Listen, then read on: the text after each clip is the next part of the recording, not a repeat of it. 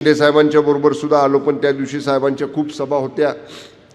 शेवटची सभा साहेबांना विट्याची गाठायची होती आणि रायजी साहेब शेवटची 10 मिनिटं विट्यामध्ये साहेबांना भाषण करता आलं. इतकी धावपळ त्यांची झाली, पण शेवटची 10 मिनिटं त्यांनी इथून कराडची सभा केली. कराडची सभा करून विट्याला गेले आणि 10 मिनिटं शेवटची असताना 9:50ला ते विट्याच्या स्टेजवर चढले आणि 10 वाजता बरोबर त्यांचं भाषण संपलं.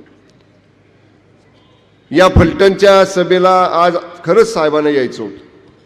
अगदी कालपर्यंत आमचे सगळ्यांचे, शरद कणसे साहेबांचे, माझे सगळ्यांचे प्रयत्न सुरू होते, पण साहेबांचं एवढं, शिंदे साहेबांचं एवढं व्यस्त शेड्यूल आहे.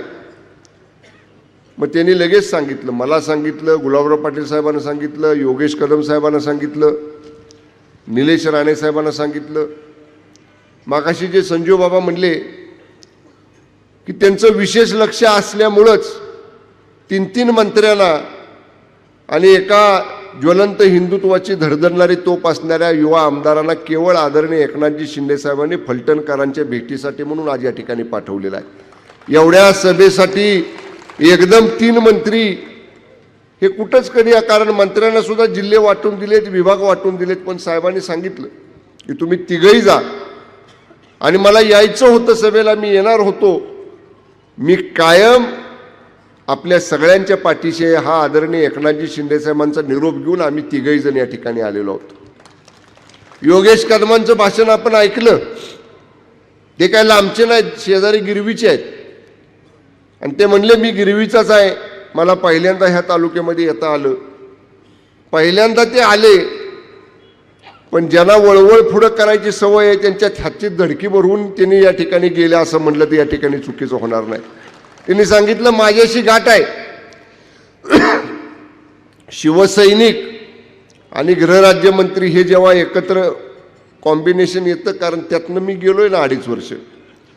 पण योगेश भैया, आत्ता जसा आपले नेते आदरणीय एकनाथजी शिंदे साहेबांनी मोकळा हात दिलाय आपल्याला काम करायला, तुम्हाला जशी तुमच्या खात्यात मोकळीक आहे तशी आम्ही ज्यांच्याबरोबर काम केलं तेवढी मोकळीक नव्हती. आमचं दावं धरून ठेवलेलं असायचं कायम, जरा बी ढिलं सोडायची नाही.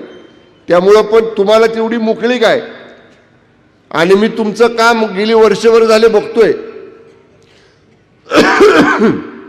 रामदास कदम साहेब, योगेश बायांचे वडील अगोदर गृहराज्यमंत्री होते आणि त्यांचं सुद्धा काम आम्ही सगळ्यांनी पाहिलं. एक धडाकेबाज गृहमंत्री, म्हणजे जे 2 नंबर व्यवसाय करायचे, गैरकृत्य करायचे, दादागिऱ्या दमदाट्या करायचे, मग मुंबई असेल, उपनगर असेल, कुठेही असेल, त्यांच्यावरती धडक बसवण्याचं काम, त्यांना धडकी भरवण्याचं काम रामदास कदम साहेब गृहराज्यमंत्री असताना त्यांनी या ठिकाणी केलं. आज फलटणची निवडणूक आहे, अर्ज भरायला मी आलो, आदरणीय शिंदे साहेबांच्या सभेला मी आलो. बारीक लक्ष, जिल्ह्याचा पालकमंत्री म्हणून माझं प्रत्येक फलटणच्या हालचालीवरती आहे. सुरुवातीला जो टेम्पो होता, हळूहळू हळूहळू वाढत वाढत वाढत आज सर्वसामान्य फलटणकरांच्या मनामध्ये एक विश्वास निर्माण झालेला आहे की हे पॅनेल जर आपण निवडून दिलं अनिकेत राजेंच्या नेतृत्वाखालचं, तर फलटण शहराचा कायापालट या ठिकाणी आपल्याला करता येणार आहे. त्या विश्वासापोटी फलटणची जनता ही आपल्या सगळ्यांच्या पाठीशी उभी आहे. मी चेहरे सहज, कोमट आहे,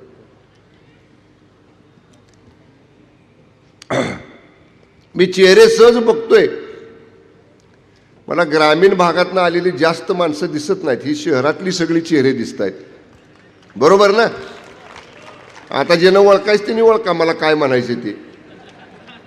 ज्यांना उद्या मतं द्यायची ती माणसं पुढं पाहिजेत. जे गावातले आहेत, फलटणमधले आहेत, जे उद्या नगराध्यक्ष निवडणार आहेत, नगरसेवक निवडणार आहेत, त्यांनी सांगता सभेला, प्रचार सभेला या ठिकाणी समोर असलं पाहिजे. मला बाकीचं काय या ठिकाणी बोलायचं नाही. मला शिंदे साहेबांची सभा झाली आणि जेव्हा सभा झाल्यानंतर आमची साहेबांची भेट झाली, साहेबांनी मला विचारलं, म्हणले काय शंभूराज नेमकी फलटणची परिस्थिती आहे? म्हणलं साहेब, लोकशाही मार्गानं निवडणूक झाली, कोणावर दमदार, मी परत एकदा सांगतो, पहिल्या सभेमध्ये मी सांगितलं होतं, जेव्हा फलटणला मी आलो राजेंच्या प्रचाराच्या शुभारंभाला, की आम्ही शांत आहे तोपर्यंत शांत आहे, पण जर समोरनं कुणी आरं केलं तर त्याच्या 10 आवाज मोठा कार करण्याची ताकद शिवसैनिकांच्या मध्ये आहे. राजे, तुम्ही नव्यानं शिवसेनेचा भगवा घेतलाय खांद्यावर, त्यामुळे शिवसेनेच्या वळणात रुळायला थोडासा वेळ तुम्हाला लागल, पण तुम्ही नुसती हाक मारा फलटणमध्ये जरा कूर झालंय म्हणून.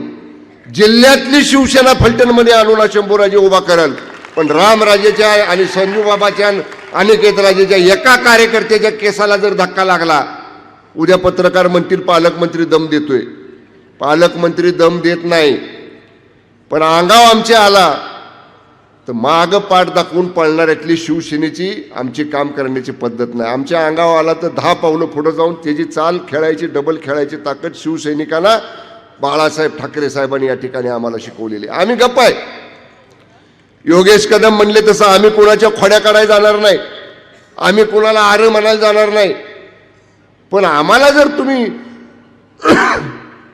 शांततेच्या मार्गानं निवडणुकीला सामोरं जात असताना सुद्धा हे अशा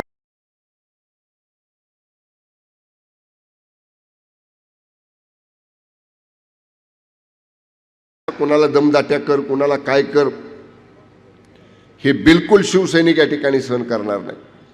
आणि राजेसाहेब, तुमच्या पाठीशी ताकद कुणाची आहे?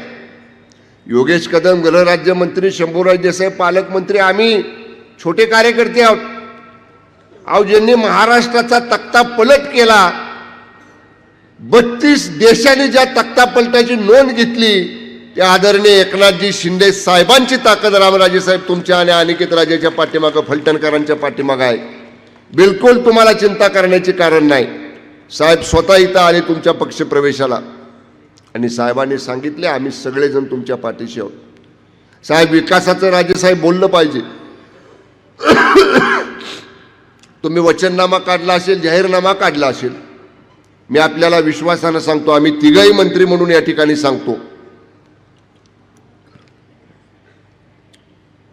नगरपालिकेला सगळा निधी मिळण्याची ठिकाणं कुठली आहेत? एक तर जिल्हा नियोजन समिती, जिल्ह्यातला नगर उत्थान निधी आणि राज्य सरकारच्या नगरविकास विभागातून मिळणारा निधी. रायसाहेब, या तिन्ही निधी देण्याचा अधिकार, राज्याचा नगरविकास खात्याचा निधी देण्याचा अधिकार आदरणीय एकनाथजी शिंदे साहेबांकडे आहे. जिल्हा नियोजन समितीचा निधी देण्याचा अधिकार पालकमंत्री म्हणून माझ्याकडे आहे. नगर उत्थान विभागाचा निधी देण्याचा सुद्धा अधिकार पालकमंत्री म्हणून माझ्याकडे आहे. मी एवढ्या जबाबदारीने आपल्याला सांगतो, फलटणकरांना सांगतो की अनिकेत राजेंच्या नेतृत्वाखालचं आपलं संपूर्ण पॅनेल प्रचंड बहुमतानं आपण विजय करा. निधीचा पाऊस फलटणमध्ये पाडल्याशिवाय आम्ही या ठिकाणी शांत बसणार नाही. पहिल्या वर्षामध्ये अनिकेत राजेंच्या नेतृत्वाखाली कायापलट फलटणचा झालेला तुमच्या डोळ्याला दिसेल. एवढा निधी फलटणच्या विकासासाठी या ठिकाणी आम्ही देऊ आणि आम्ही जे बोलतो ते करून दाखवतो आणि निश्चितपणानं तेवढंच सांगण्यासाठी आज या ठिकाणी मी उभा आहे. गुलाबराव पाटील साहेबांना 9:45च्या आत त्यांचं विमान पुण्याच्या विमानतळावरून टेक ऑफ केलं पाहिजे म्हणून त्यांनाही घाई आहे आणि मलाही एका लग्न समारंभाच्या स्वागत समारंभाला या ठिकाणी पुढे जायचं आहे.